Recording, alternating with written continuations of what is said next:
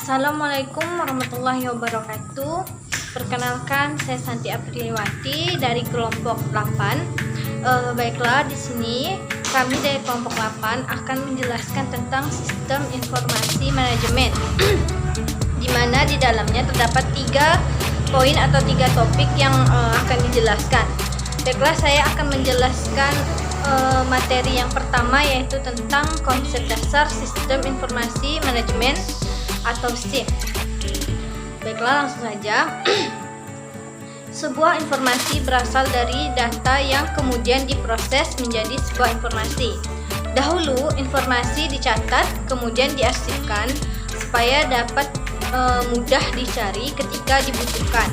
Dan penyebaran informasi pun dahulu hanya terbatas seperti melalui koran dan selebaran. Tetapi karena zaman telah berkembang, cara tersebut sudah ketinggalan dan muncullah sebuah hasil pemikiran yang dijadikan sebagai ilmu yang disebut sistem informasi manajemen atau SIM. Menurut Mujodiharjo dalam Agustianda dan Subandi 2019, sistem informasi manajemen adalah suatu metode untuk menghasilkan informasi yang tepat waktu bagi manajemen tentang lingkungan luar organisasi, dengan tujuan untuk menunjang proses pengambilan keputusan serta memperbaiki proses perencanaan dan pengawasan. Menurut Stoner dalam Ahmad dan Ristati 2017, sistem informasi manajemen adalah sebuah metode formal untuk menyediakan informasi yang akurat dan tepat waktu bagi manajemen yang diperlukan untuk mempermudah proses pengambilan keputusan dan memungkinkan fungsi-fungsi dari manajemen seperti perencanaan, pengendalian, dan operasional organisasi dapat dilaksanakan secara efektif. Konsep sistem informasi secara simpel setidaknya seperti ini. Ada data yang akan diolah, ada instrumen untuk mengolah data tersebut, ada mekanisme dalam pengolahan data. Data yang telah diolah akan menjadi informasi. Informasi disajikan kepada pengguna. Pengguna informasi akan menggunakan sesuai tujuannya. Setidaknya, konsep sistem informasi manajemen tidak lepas dari hal-hal yang berhubungan dengan informasi, sistem, pengorganisasian, manusia, dan pengambilan keputusan. Masing-masing hal tersebut saling terkait satu sama lain. Baiklah, hanya itu yang dapat saya sampaikan. Kita lanjut kepada pemateri, yaitu Saudari Rara. Kepada Saudari Rara saya persilahkan. Bismillahirrahmanirrahim. Assalamualaikum warahmatullahi wabarakatuh. Terima kasih kepada Saudari Santi yang telah menjelaskan materi yang pertama. Selanjutnya, materi yang kedua yang disampaikan kepada saya sendiri. Perkenalkan, nama saya Mastur Rahma, NIM 11901269. Baik, di sini saya akan membacakan materi yang kedua, yaitu tentang tujuan dan fungsi sistem informasi manajemen. Yang pertama yaitu tentang fungsi dari sistem informasi manajemen, diantaranya adalah sebagai berikut. Yang pertama, meningkatkan produktivitas serta penghematan dalam hal biaya di dalam organisasi. Yang kedua, meningkatkan kualitas dari SDM dikarenakan unit sistem kerja akan lebih terkoordinasi serta sistematis. Yang ketiga yaitu mempermudah pihak manajemen dalam melakukan pengawasan, perencanaan, pengarahan, serta kinerja kepada semua departemen yang mempunyai koordinasi dan hubungan. Yang keempat yaitu meningkatkan efisiensi serta efektivitas data yang lebih real time dan akurat.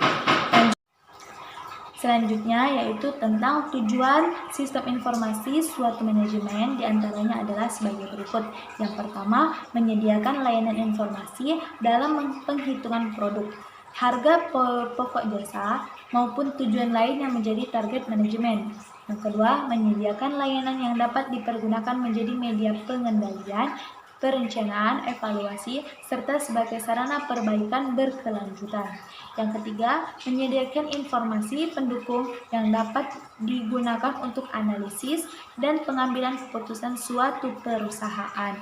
Yang keempat, yaitu secara garis besar, sistem informasi suatu manajemen bertujuan untuk memudahkan pekerjaan dan pengolahan manajemen dalam suatu perusahaan.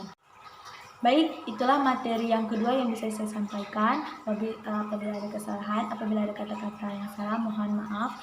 Wabillahi taufiq wal hidayah. Wassalamualaikum warahmatullahi wabarakatuh. Bismillahirrahmanirrahim. Assalamualaikum warahmatullahi wabarakatuh. Perkenalkan, nama saya Diki Nurrahman. Di sini saya akan melanjutkan materi, yaitu C. Tahapan implementasi sistem informasi manajemen. Implementasi sistem manajemen mempunyai 4 tahap, yaitu 1. Membuat dan menguji basis data dan jaringan. Penerapan sistem yang baru atau perbaikan sistem dibuat pada basis data dan jaringan yang telah ada. Jika penerapan sistem yang baru memerlukan basis data dan jaringan yang baru atau dimodifikasi, maka sistem yang baru ini biasanya harus diimplementasikan sebelum pemasangan program komputer. 2. Membuat dan menguji program. Merupakan tahap pertama untuk siklus pengembangan sistem yang spesifik bagi programmer. Bertujuan untuk mengembangkan rencana yang lebih